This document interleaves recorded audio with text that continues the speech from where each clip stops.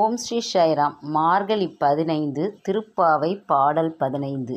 எல்லே இளங்கிளியே இன்னும் உறங்குதியோ, சில்லென்று அலையேன் மின் நங்கைமீர் போதருகின்றேன், வல்லை உன் கட்டுரைகள் பண்டே உன் வாயறிதும், வல்லீர்கள் நீங்களே நான்தான் ஆயிடுக.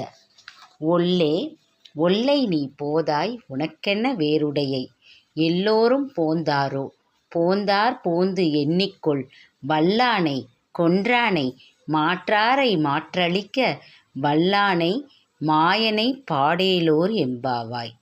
ஏலே என் தோழியே, இளமை கிளியே, நாங்களெல்லாம் உனக்காக இவ்வளவு நேரம் காத்திருந்தும் இப்படியெல்லாம் அழைத்தும் உறங்குகிறாயே என்று சற்று கடுமையாகவே தோழிகள் அவளை அழைத்தனர். அப்போது அந்த தோழி கோபத்துடன், என்னை அழைக்காதீர்கள், இதோ வந்து விடுகிறேன் என்கிறாள். உடனே தோழிகள், உன்னுடைய வார்த்தைகள் மிக நன்றாக இருக்கிறது, இவ்வளோ நேரம் தூங்கிவிட்டு இப்போது எங்களிடம் கோபிக்காதே என்கிறாயே என்று சிடுசிடுத்தனர். அப்போது அவள் சரி சரி என்று பேசத் தெரியவில்லை.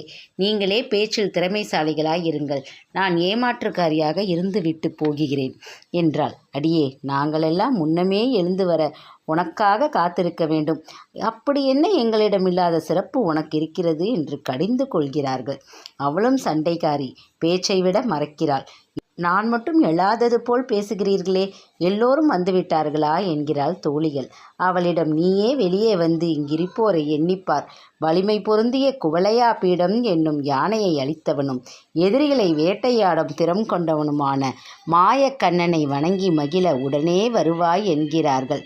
விளக்கம்: ஒரு பாடலை இருதரப்பார் பாடுவது போல் அவர்களின் பெயரை குறிப்பிடாமலே இனிமை பாடியிருக்கிறாள் ஆண்டாள்.